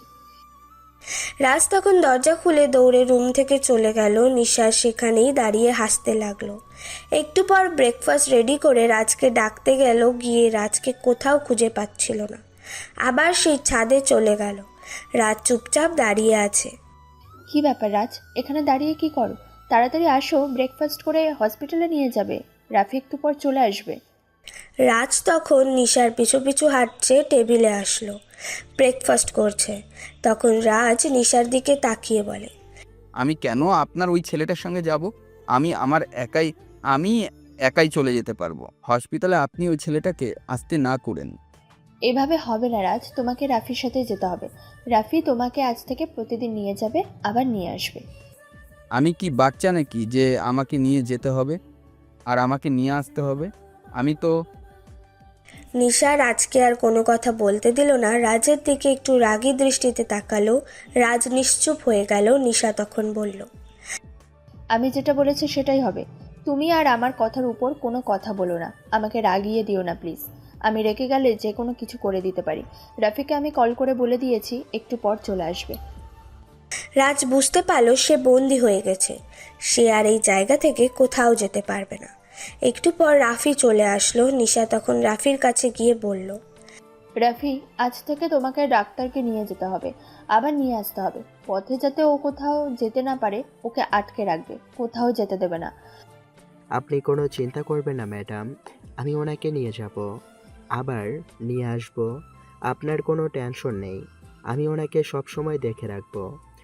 আচ্ছা ঠিক আছে, ওয়েট করো, আমি ওকে একটু রেডি করে দিয়ে তারপরে আসছি। তুমি এখানে বসে থাকো, আর বিকেলে একটা কাজ আছে, ওই কাজটা করতে হবে। রেডি থেকো। ওকে ম্যাডাম, আপনি যেটা বলবেন সেটাই হবে। আমি সব সময় প্রস্তুত আছি, আপনি শুধু আমাকে ইনফর্ম করে দিবেন। নিশা তখন রাজের কাছে এগিয়ে এলো, আর রাজ তখন রেডি হবে। রাজ তখন শার্টের বোতাম লাগাচ্ছিল। নিশা তখন এসে বলল, ডাক্তার, তুমি শার্টের বোতাম লাগাবে না, আমি তোমার শার্টের বোতাম লাগিয়ে দেবো আজ থেকে। কেন? আমি বাচ্চা নাকি যে আমি স্কুলে যাচ্ছি আর আপনি আমার শার্টের বোতাম লাগিয়ে দিয়ে দিবেন? আমি একজন প্রাপ্তবয়স্ক মানুষ, আমি সব কিছুই করতে পারি। তোমাকে কতবার বলেছি না, আমি যেটা বলবো সেটাই হবে। এই বাড়িতে তোমার কোনো কথা চলবে না। এই বাড়িতে আমি যা বলবো সেটাই হবে। রাজ তখন কোনো কথা না বলে শুধু দাঁড়িয়েছিল। নিশা রাজের শার্টের বোতাম লাগাতে লাগাতে বলে, আজকে তোমার জন্য একটা বিরাট সারপ্রাইজ অপেক্ষা করছে। ওকে, আমার জন্য আবার কিসের সারপ্রাইজ? সেটা বিকালে বাড়ি ফেরার পর দেখতে পাবে। রাজ তখন রাফিকে নিয়ে বেরিয়ে পড়ল। নিশা তখন বেরিয়ে পড়ল অন্য দরকারে। রাজ আর রাফি বেরিয়ে গাড়ি নিয়ে যাওয়ার সময় হসপিটালের সামনে আসলো। তখন হঠাৎ করে রাফির গাড়ি আটকে ধরলো কিছু ছেলে। রাফি আর রাজ তখন নামলো। ছেলেটা ছিল রকি আর সাকিবের কিছু কর্মচারী। তখন রাফি একটু রেগে বলল, এই কি ব্যাপার, তোরা আমার পথ আটকাচ্ছিস কেন? তোকে শেষ করে দেওয়ার জন্য তোর কত বড় সাহস, তুই আমার বসের বিরোধিতা করিস? তার মানে তোরা সাকিবের লোক? তোদের কি কোনো ধারণা আছে আমাদের সম্পর্কে? আজ তোর এমন ব্যবস্থা করব যে আর কোনো দিন আমার বসের বিরোধিতা করতে পারবি না। কি বললি? তোরা আমাকে মারবি? তোদের সবগুলোকে এমন অবস্থা করব যে তোদের বস তোদের দেখেই চিনতে পারবে না। তখন রকি আর রাফির মধ্যে সংঘর্ষ শুরু হলো। রাফি একের পর একজনকে মেরে সাইজ করছে, আর রাজ সেটা বোকার মতো তাকিয়ে দেখছে। হঠাৎ করে একটা ছেলে রাফির হাতে ছুরি ঢুকিয়ে দিল। রাজ তখন এগিয়ে গিয়ে রাফিকে ধরল। রাফি চিৎকার দিয়ে বলল, স্যার আপনি প্লিজ সরে যান, আমি এদেরকে দেখছি। আপনার কিছু হলে আমি ম্যাডামকে কী জবাব দিব? রাজকে ধাক্কা দিয়ে সরিয়ে রাফি সবাইকে মেরে তাড়িয়ে দিল। রাজ তখন রাফিকে টেনে ভেতরে নিয়ে গেল, গিয়ে নিজে ব্যান্ডেজ করে দিল। তখন রাফি চুপচাপ বসেছিল। রাজ তখন কিছুটা রেগে বলল, কি হলো এসব দিয়ে? সেই তো নিজেকে কষ্ট পেতে হলো, এরকম করেন কেন? স্যার, বিশ্বাস করুন, ওরা খুবই ভয়ঙ্কর একটা গ্রুপ। যতদিন পর্যন্ত ওদের উৎপাত বন্ধ না হচ্ছে, মানুষ শান্তিতে থাকতে পারবে না। ওরা খারাপ কাজ করেছে, কিন্তু আপনারা প্রতিবাদ করতে গিয়ে যে নিজেদের জীবন ঝুঁকির মুখে ফেলেছেন তার বেলায়। এটাই আমাদের কাজ স্যার। আমরা জীবন দিয়ে হলেও ম্যাডামের আদেশ পালন করব। আপনি জানেন না স্যার, যখন একদম শুরুর দিকে কেউ ছিল না আমাদের সাথে, তখন আমি আর ম্যাডাম একাই প্রতিবাদ করতাম। আমি আমার বাবাকে হারিয়েছি এদের জন্য। আপনাদের আত্মত্যাগ আমি বুঝতে পেরেছি, কিন্তু এর মানে এই না যে রাস্তাঘাটে মারপিট করবেন। তখন রাফির ফোন আসলো। রাফি বাইরে চলে গেল। রাজ এসব ভাবছিল, তখন রাজের খালাতো ভাই ইমরান প্রবেশ করলো রাজের কেবিনে। রাজ ইমরানকে দেখে হাসি মুখে এগিয়ে গেল। ইমরান রাজনৈতিক দলের নেতা, সবসময় এসব নিয়ে ব্যস্ত। রাজের সাথে তার কাজের মিল না হলেও রাজের খালা চান ইমরান ভালো পথেই চালুক। তার কাজের মিল না হলেও রাজের খালা চান ইমরান ভালো পথে চালুক। রাজকে তার খালা অনেক ভালোবাসেন। ইমরান রাজকে বলল, কি ব্যাপার ডাক্তার সাহেব, কেমন চলছে? এই তো ভাইয়া ভালো আছে, আপনার কি খবর? আমিও ভালো আছি। খালা আমাকে পাঠালো, তুই নাকি বিয়ে করতে চাচ্ছিস না? আরে ভাই, আপনি শুরু করলেন। আমার এখানে লাইফ পড়ে রয়েছে, এখন আমার বিয়ে করলে চলবে? আপনি আম্মুকে একটু বুঝান প্লিজ। কেন, বিয়ে করলেও তো লাইফটা সেটেল করা যায়, তাহলে এখন বিয়ে করলে সমস্যা কি? ভাইয়া প্লিজ। আচ্ছা ঠিক আছে, আমি খালাকে বোঝাবো, তবে খালার কথাটাও একটু ভেবে দেখবি। আমি সময় হলে এমনিতেই করব। এখন বসেন, আমি পিয়নকে বলতেছি চা দিতে। না রে, আমাকে এখন যেতে হবে, অনেক কাজ ফেলে এসেছি, যাই আমি। বলেই ইমরান বেরিয়ে গেল। রাফি তখন রুমে ঢুকছিল, হঠাৎ করে একটা পরিচিত মুখ তার সামনে দিয়ে অতিক্রম করছিল। আন্দাজ করার আগেই চলে গেল। রাফি তখন রাজকে বলল, স্যার, ম্যাডাম বলেছেন তাড়াতাড়ি বাসায় যেতে। ওয়েট করো, আমি কিছু কাজ করে আসছি। কাজ শেষে যখন রাফি আর রাজ বাসায় ফিরল, তখন বাসায় ঢুকে অবাক হয়ে গেল। বাসায় কয়েকজন লোক বসা। রাজ তখন আশ্চর্য হয়ে নিশার দিকে তাকালো। নিশা ইশারায় রাজকে কাছে ডাকলো। রাজ গিয়ে নিশার কাছে দাঁড়াতেই নিশা রাজকে বলল, ডক্টর উপরে যাও, গিয়ে রাফিকে দেখতে পাবে, ও যা দেয় তা পরে তাড়াতাড়ি নিচে আসো। রাজ তখন উপরে গেল। রাফি তখন হাতে পায়জামা পাঞ্জাবি নিয়ে রাজকে বলল, স্যার, ম্যাডাম বলেছেন এগুলো পরে নিচে আসতে তাড়াতাড়ি। এগুলো কার, আর আমি এখন এগুলো পরবো কেন? আমি জানি না স্যার, আমাকে শুধু এটা বলা হয়েছে তাড়াতাড়ি নিচে আসেন। বলেই রাফি নিচে চলে গেল। রাজ তখন অবাক হয়ে গেল। কিছুক্ষণ পরে সেগুলো পরে নিচে নামছিল। নিশা নিচে বসেছিল। হঠাৎ করে রাজকে নামতে দেখে অবাক হয়ে তাকিয়ে আছে। রাজকে অসম্ভব সুন্দর লাগছে। নিশা তখন মনে মনে ভাবল, মাশাল্লাহ, আমার রাজকুমারকে তো আজকে পুরো রূপকথার রাজকুমারের মতো লাগছে। রাজ নিচে নেমে নিশাকে জিজ্ঞেস করলো, কি ব্যাপার, কি হয়েছে? ভুলে গেছো কালকে না বললাম তোমাকে বিয়ে করব? এখন তোমাকে আমি বিয়ে করব। কি? আমি আপনাকে বিয়ে করতে যাব কেন? প্লিজ আমার পিছন ছেড়ে দিন, আমি আপনাকে বিয়ে করতে পারবো না। রাজ, আমার রাগ তুলবে না, আমি এখন খারাপ কিছু করে দিতে পারি। আপনার যা ইচ্ছে করুন, তবু আমি আপনাকে বিয়ে করতে পারবো না। নিশা তখন রেগে পাশে থাকা রাফিকে চিৎকার করে বলল, রাফি, তোমাকে যে আমি কথাগুলো বলছিলাম সেগুলো কি ঠিকমতো করেছো? সেটা যদি ঠিকমতো করে থাকো তাহলে সেটা রাজকে দেখাও। রাফি তখন নিজের ফোন থেকে একটা ভিডিও রাজের সামনে নিয়ে আসলো। রাজ যেটা দেখে কান্না করে দিল, কারণ এখানে রাজের মাকে বেঁধে রাখা হয়েছে নিজের রুমের মধ্যে। রাজ তখন নিশার দিকে তাকিয়ে বলল, প্লিজ আমার মাকে কিচ্ছুই করবেন না। ওই ছেলেগুলোকে ফিরে আসতে বলুন। আপনি যেটা বলবেন সেটাই আমি করব, তবু আমার মাকে কিচ্ছু করবেন না। আমার মা হার্টের রোগী, উনি যে কোনো সময় অসুস্থ হয়ে যেতে পারেন। এসব করবেন না প্লিজ। তাহলে আমি যেটা বলছি সেটা চুপচাপ করো। তোমাকে তো ভালো কিছু বললে তুমি শোনো না, তুমি শুধু আমাকে খারাপ করার দিকে এগিয়ে নিয়ে যাও। আমি জানতাম তুমি রাজি হবে না, তোমাকে বলেছি না আমি যেটা বলছি সেটা মেনে নিতে। তাহলে তুমি কেন এরকম করো? রাজ কিছু বলতে পারল না। নিশার কথায় রাজি হয়ে গেল। নিশা আর রাজের বিয়েটা হয়ে গেল। রাজ বারবার শুধু নিশাকে বলছিল বিয়ে করবে না, কিন্তু নিশা কোনো কথা শুনল না। রাজের বিয়েটা হয়ে গেল। রাতের বেলা বাসর ঘরে বসে আছে নিশা, কিন্তু রাজ এখনো আসছে না। নিশা তখন উঠে গিয়ে রাজকে ছাদ থেকে ধরে নিয়ে আসলো। রাজ রুমে ঢুকে চিৎকার করে বলল, আপনি কেন করলেন এরকম আমার জীবনটা?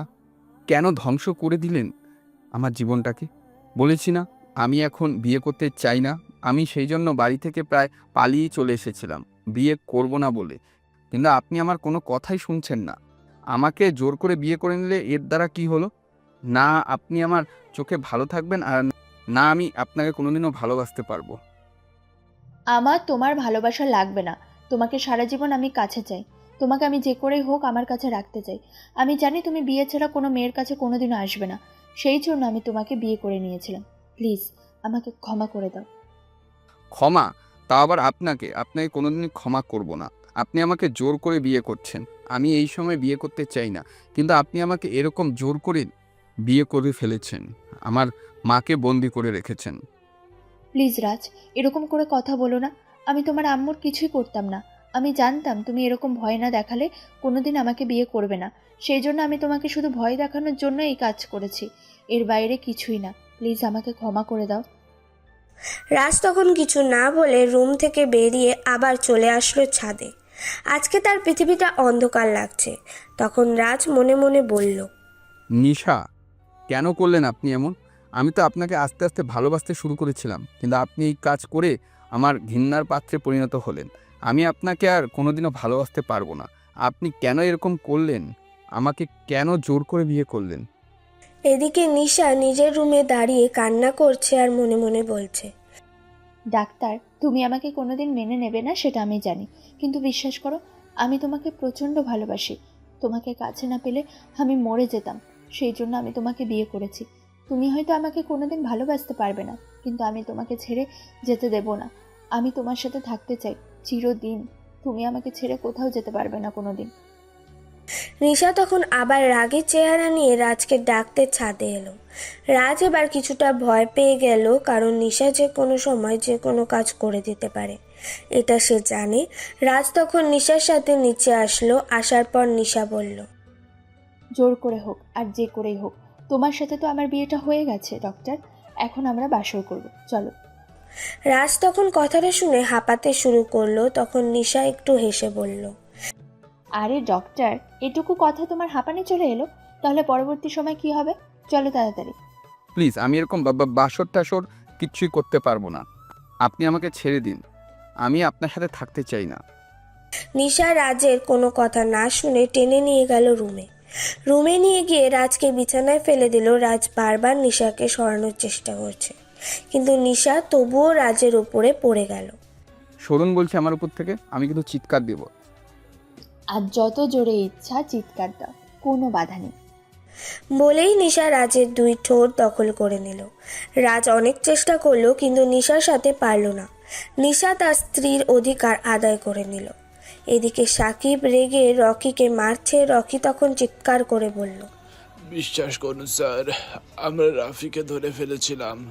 ওকে আমার চেষ্টা করেছিলাম, কিন্তু কি করে কি হয়ে গেল, একাই সবাইকে মেরে ফেললো। তোদের থেকে এই রাস্তায় কুকুরগুলো অনেক ভালো, ওরাও কোনো মানুষকে ধরলে ছেড়ে দেয় না, কিন্তু তোরা একজন লোক হয়ে একটা ছেলের কাছে মারা খেয়ে আসলি, আমাদের লজ্জা করে না?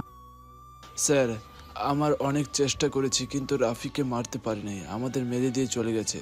আমাকে একটা শেষ সুযোগ দিন।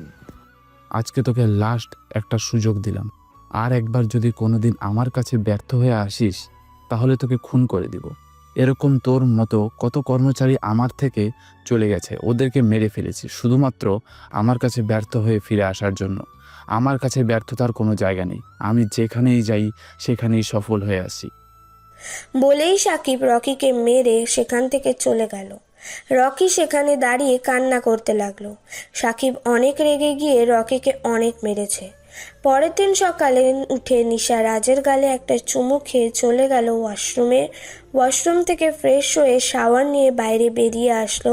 রাজ এখনও ঘুমাচ্ছে, তাই নিশা বাইরে গেল। রাফি আজ এই বাড়িতেই থেকেছে, সেই জন্য রাফি আসলো। রাফি আসার পর নিশা বলল, রাফি, তোমাকে কাল সাকিবের লোকেরা মেরেছে তাই না? আজ ওই সাকিবের লোকটাকে তোমাকে মেরে ফেলতে হবে। ওই ছেলেটাকে বাঁচিয়ে রাখলে চলবে না। আমার লোকদেরকে মারে এত বড় সাহস, এই এলাকার কারণ নেই। আপনি কোনো চিন্তা করবেন না ম্যাডাম, ওর এমন অবস্থা করেছি ও 2-3 দিন রুম থেকেই উঠতে পারবে না। আর আমি জানি সাকিবের কাছে গেলে উল্টো সে মার খেয়ে ফিরে আসবে। এখন আমাদের একটা সুযোগ নিতে হবে। যদি আমরা রকিকে আমাদের কাছে নিয়ে আসতে পারি তাহলে আমাদের আরও শক্তি বাড়বে। রকিকে আমরা ইনফর্মার হিসেবে ব্যবহার করতে পারি। কথাটা তুমি মন্দ বলোনি, কিন্তু ওই ছেলেটা সাকিবের সাথে কাজ করে। আমি জানি সাকিবের সাথে যতটা কাজ করে সবাই এক একটা বাটপার। ওকে এখানে নিয়ে আসবো, এরপর যদি আমাদের সাথে কোনো বেইমানি করে দেয় তখন কি হবে? আপনি কোনো চিন্তা করবেন না ম্যাডাম, ওকে আমরা একা ছাড়ব না, ওর সাথে লোকজন থাকবে। ওকে এখানে নিয়ে আসার পর সাকিবের সব ইনফরমেশন আমরা এখান থেকেই পেয়ে যাব। আচ্ছা, তোমরা যেটা ভালো মনে করো সেটাই করো। আমি কয়েকদিন একটু এসবের বাইরে থাকতে চাই। তোমরা ওকে ঠিকমতো এখানে নিয়ে আসো, এরপর আমি ওর সাথে কথা বলবো। কয়েকদিন আমি ডাক্তারকে একটু বোঝানোর চেষ্টা করি। কিন্তু ম্যাডাম, আমরা কি কাজটা ঠিক করলাম? স্যার অনেক ভালো মানুষ, তিনি সবসময় ভালোর পথে থাকার চেষ্টা করেন। ওনাকে আমরা এভাবে জোর করে বিয়ে করতে বাধ্য করলাম। রাফি, তুমি আমার পার্সোনাল বিষয়ে কোনো কথা বলবে না, চলে যাও এখান থেকে। সরি ম্যাডাম, আমার ভুল হয়ে গেছে।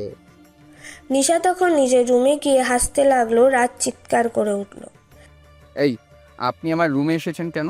দেখছেন না আমি কাপড় চেঞ্জ করছি? তাহলে আপনি না জানিয়ে রুমে এসেছেন কেন? আপনি কি এটুকু ম্যানেজ জানেন না যে কারো রুমে ঢুকতে হলে তার পারমিশন নিতে হয় বা তাকে নক দিতে হয়? এটা তো আমার রুম, আর তুমি তো আমার পিচ্চি জামাই। তোমার কাছ থেকে আবার পারমিশন নিতে হয় নাকি? আমি তো সব কিছু দেখে ফেলেছি।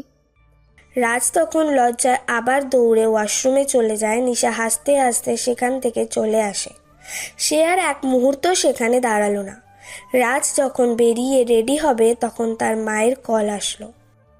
হ্যাঁ মা, বলো। বাবা, তুই কোথায়? তুই একবার বাসায় আসবি? আমার শরীরটা তেমন ভালো নেই, তোকে একটাবার দেখতে চাইছি। তুই একটাবার বাসায় আয় বাবা। রাজ নিজের মায়ের এমন কথা শুনে চিৎকার করে কান্না করতে লাগলো আর বলল, মা, তোমার কি হয়েছে? আমি আসছি, তুমি একটু অপেক্ষা করো, আমি আসছি। রাজ তখন দৌড়ে নিচে যাবে, গিয়ে বেরিয়ে আসতে যাবে, তখন রাফি তার সামনে আসে। রাফিকে দেখে রাজ চিৎকার করে নিশাকে ডাকতে থাকে। নিশা তখন দৌড়ে এসে জিজ্ঞেস করে, কি হয়েছে ডাক্তার? এভাবে চিৎকার করছো কেন? কিছু সমস্যা? প্লিজ আমাকে একটাবার যেতে দিন, আমার মা অসুস্থ, আমি আমার মাকে দেখতে চাই, প্লিজ আমার মাকে যেতে দিন। রাজ তখন কান্না করে কথাগুলো বলছিল। নিশা রাজের কান্না দেখে কিছুটা মায়া হয়, তখন সে বলে, চলো, আমি তোমাকে নিয়ে যাচ্ছি। আপনাকে দেখলে মা আরও অসুস্থ হয়ে যাবে, প্লিজ আমাকে যেতে দিন, একা, আমি একাই চলে যেতে পারবো। না ডক্টর, তোমাকে একা যেতে দেওয়া যাবে না। আমি তোমাকে নিয়ে যাচ্ছি, চলো তাড়াতাড়ি। রাজের তখন মাথা ঠিক নেই, তাকে এখন যেতেই হবে, পরে যা হওয়ার দেখা যাবে। সে নিশাকে নিয়ে বেরিয়ে গেল। ওদিকে রাজের মা নিজের অসুস্থতার খবর নিজের বোনকে জানিয়ে দিয়েছে। রাজের খালা তার ছেলে ইমরানকে নিয়ে রাজের বাড়িতে আসতেই ওদিকে রাজ আর নিশাও যাচ্ছে সেখানে। রাজ আর নিশা পৌঁছাতেই রাজ দৌড়ে গাড়ি থেকে নেমে তার মায়ের রুমে চলে গেল। তার মাকে এতদিন পর দেখে সে জড়িয়ে ধরলো, ধরে কান্না করতে লাগলো। তখন তার মা বললেন, এই পাগল ছেলে, এইভাবে কান্না করছিস কেন? আমি তো ঠিক আছি, একটু শরীর খারাপ হয়েছিল, তোকে দেখতে খুব মন চাইছিল, সেই জন্য তোকে ফোন করেছি। তুই এভাবে কান্না করছিস কেন? মা, তোমার কিচ্ছু হয়ে গেলে আমি কিভাবে বাঁচবো বলো? আমি তোমার অসুস্থতার খবর শুনে মাথা ঠিক ছিল না, তাই তাড়াতাড়ি দৌড়ে চলে এসেছি। তোর পিছনে এটা কে রাজ? রাজের তখন খেয়াল আসে যে সে নিশাকে নিয়ে চলে এসেছে। রাজ কি বলবে কিছুই বুঝতে পারছে না। রাজের মা রেগে রাজের দিকে তাকিয়ে আছেন। নিশা তখন রাজের মায়ের কাছে এসে বলে, আম্মা, আপনি প্লিজ চিৎকার করে কথা বলবেন না। আপনি অসুস্থ। রাজ আমাকে বিয়ে করেছে আর আমি রাজকে ভালোবাসি, তাই আমরা দুজন বিয়ে করে নিয়েছি। প্লিজ আমাদেরকে ক্ষমা করে দিন। আমরা জানি আমরা ভুল করে ফেলেছি, এরপরেও আমাকে ক্ষমা করে দিন। রাজের মা তখন মাথায় হাত দিয়ে বসে পড়ে আর কান্না করতে থাকে।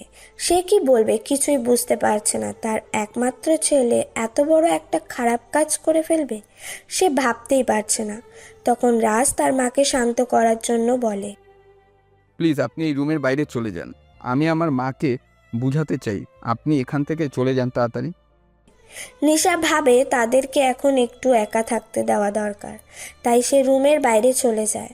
আর সেখানে গিয়ে ড্রয়িং রুমে বসে থাকে রাফিকে সাথে নিয়ে। ওইদিকে রাজ তার মাকে সব কিছু বুঝিয়ে বলে।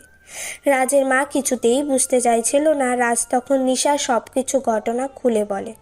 রাজের মার কিছুটা মায়া হয়, কিন্তু সে অত সহজে মেনে নেবে না। এরও মধ্যে বাড়িতে প্রবেশ করে ইমরান আর তার মা। নিশা ইমরানকে দেখে রেগে বোম হয়ে যায় এবং দৌড়ে গিয়ে ইমরানের কলার চেপে ধরে চিৎকার করতে থাকে। রাজ আর রাজের মা চিৎকার শুনে দৌড়ে নিচে নামেন। রাজ তখন নিশাকে ধরে বলে, এই আপনি কি পাগল হয়ে গেছেন? আপনি ওনাকে এভাবে ধরে রেখেছেন কেন? রাজ, এই লোকটা কে তোমার? বলো, এই ছেলেটা তোমার সম্পর্কে কি হয়? ইনি তো আমার খালাতো ভাই ইমরান। এটা তুমি আমাকে আগে বলনি কেন? রাজ, তুমি কি জানো এই ছেলেটার আড়ালে আরও একটা বড় পরিচয় আছে?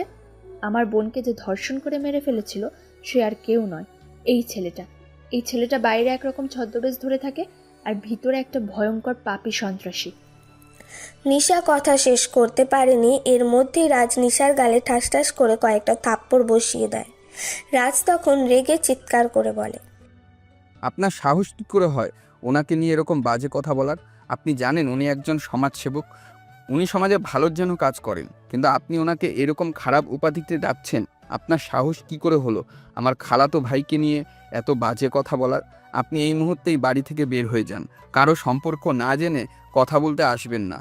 আর আপনার কাছে কি প্রমাণ আছে যে তিনি আপনার বোনকে মেরে ফেলেছিলেন? নিশা তখন রাজকে কিছুটা ধাক্কা দিয়ে সরিয়ে ফেলে। রাজ কিছুটা ছিটকে গিয়ে পড়ে। নিশা তখন রাফিকে ইশারা করে। রাফি তার 2-3 জন লোককে গাড়ি থেকে ডেকে নিয়ে আসে এবং ইমরানকে তাড়াতাড়ি তারা আটকে রাখে। রাজ, তুমি প্রমাণ চাইছিলে না যে এই লোকটা কি সেই লোক নাকি? তাহলে তোমাকে প্রমাণ দিচ্ছি। এই ছেলে, এদিকে আসো। বলেই নিশা তার একটা লোককে ডাকে। সেই লোকটা তার সামনে আসার পর নিশা তার দিকে তাকিয়ে বলে, তাড়াতাড়ি যাও তুমি থানায়। সেখানে গিয়ে দেখতে পাবে আমি এই ছেলেটার নামে জিডি করেছিলাম। তার ফটো সহ সেই কেসের ফাইলটাতে আছে। তুমি ওই ফাইলটা অফিসারের কাছ থেকে নিয়ে আসবে। যদি জিজ্ঞেস করে কে পাঠিয়েছে আমার নাম বলবে, তখন দিয়ে দেবে। যাও। ছেলেটা তাড়াতাড়ি করে চলে যায়। ইমরান তাকিয়ে আছে, সে মনে মনে ভাবছে, এখন আমি কি করব? নিশার কাছে তো ধরা পড়ে গেলাম। আমি এখন কিভাবে ওই জায়গা থেকে পালাবো? আমাকে যে করেই হোক এখান থেকে পালাতে হবে, না হলে এই মেয়েটা আমাকে মেরে ফেলবে। রাজ, তুমি দেখতে পাচ্ছ এই মেয়েটা আমাকে বেঁধে রেখেছে। তুমি ওকে বলো আমায় ছেড়ে দিতে। আর এই মেয়েটার সাথে তোমার কি সম্পর্ক? এরকম বাজে মেয়ের সাথে তোমার সম্পর্ক কি করে হয়? নিশা তখন হাতে থাকা একটা লোহার চেইনের মতো জিনিস দিয়ে ইমরানের মুখে আঘাত করে। ইমরানের মুখ থেকে রক্ত পড়তে শুরু করে। রাজ তখন নিশাকে আটকানোর চেষ্টা করছে, কিন্তু নিশার রাজকে ধাক্কা দিয়ে ফেলে দেয়। এরপর ইমরানকে মারতে শুরু করে। ইমরান তখন হঠাৎ করে তার পকেট থেকে একটা বন্দুক বের করে নিশার দিকে তাক করে বলে, কি ভেবেছিস তোর বোনকে শেষ করে ফেলেছি বলে তোকে শেষ করতে পারবো না? তুই কি ভেবেছিস তোর এই লোক দিয়ে আমাকে আটকে রাখবি? এখনই তোকে গুলি করে মেরে ফেলবো এখানে। রাজ, তার মা এবং ইমরানের মা সবাই অবাক হয়ে তাকিয়ে আছে ইমরানের দিকে।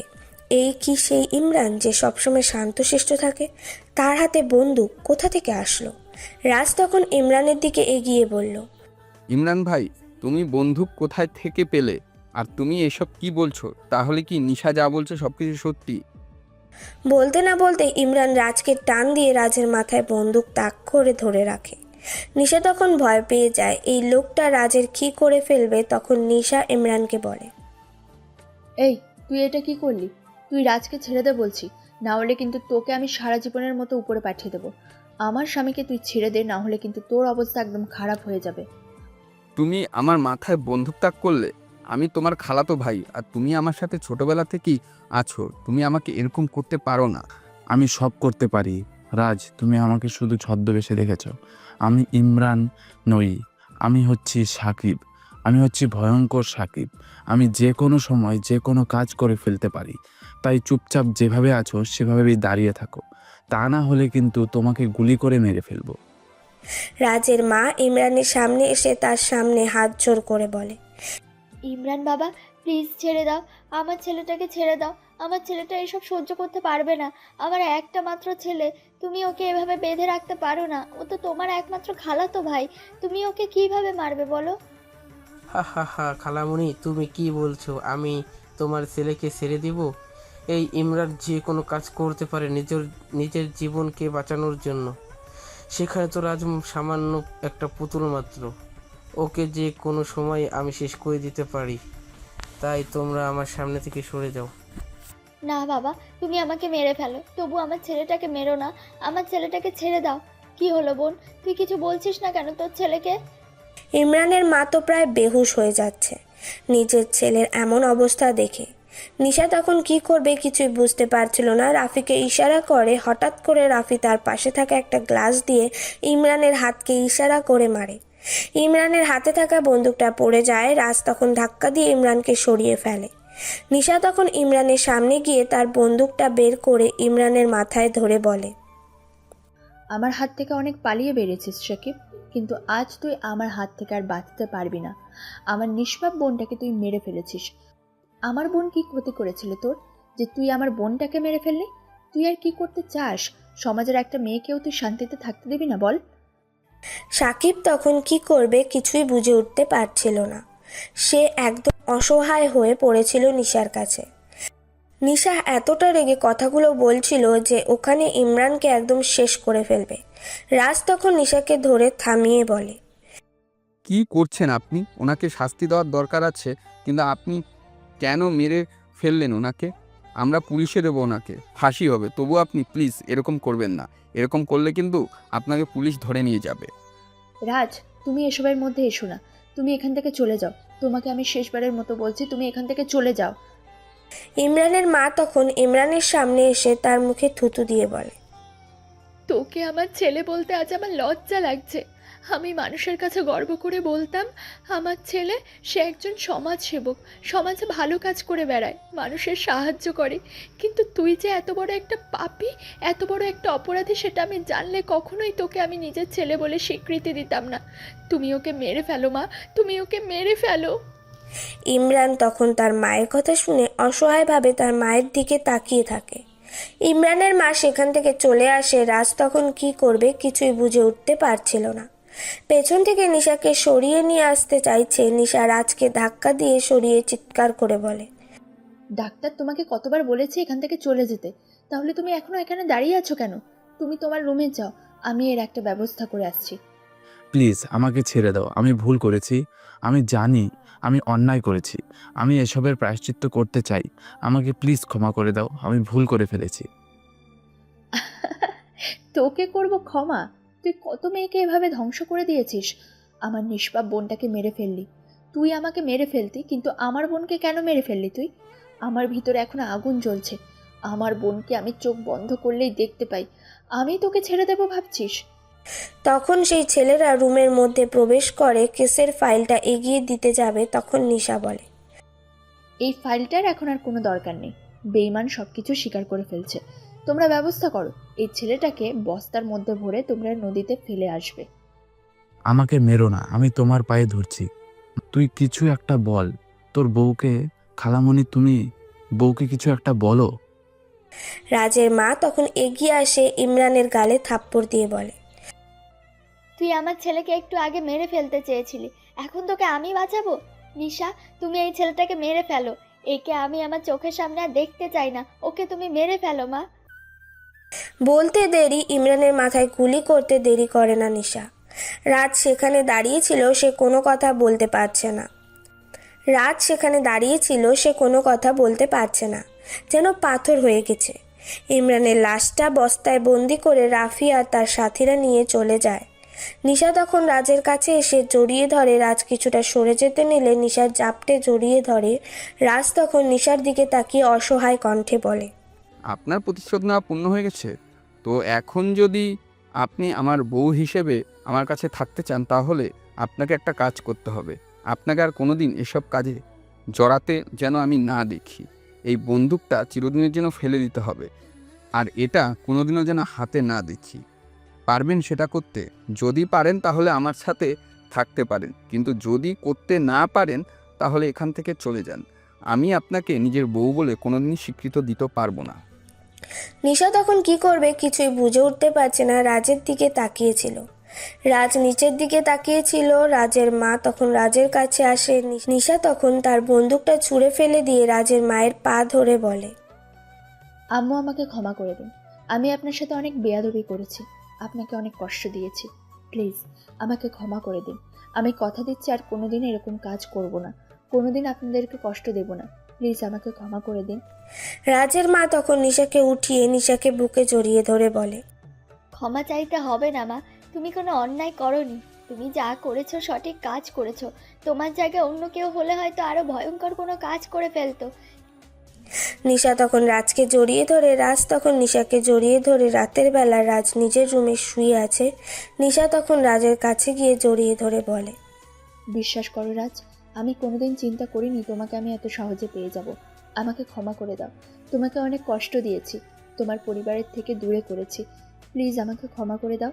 কথা দিচ্ছি আর কোনোদিন এরকম কোনো কাজ করব না। এখন থেকে তোমার লক্ষ্মী বউ হওয়ার চেষ্টা করব। প্লিজ আমাকে ক্ষমা করে দাও, আর এরকম করব না বললাম তো। তবুও তুমি প্লিজ আমার সাথে কথা বলো ঠিক করে। রাজ তখন নিশাকে শক্ত করে জড়িয়ে ধরে। নিশা রাজের বুকে মুখ লুকায়। এভাবেই জড়িয়ে থাকুক সবগুলো ভালোবাসা। আমরা আমাদের চারপাশের শত্রুদেরকে চিনতে পারি না। আমাদের উচিত সঠিকভাবে চলাফেরা করা এবং আমাদের সমাজকে সঠিকভাবে গড়ে তোলা। এতে দেশ ও জাতির উন্নতি হবে এবং একটি নারী নিরাপদভাবে রাস্তাঘাটে চলাফেরা করতে পারবে।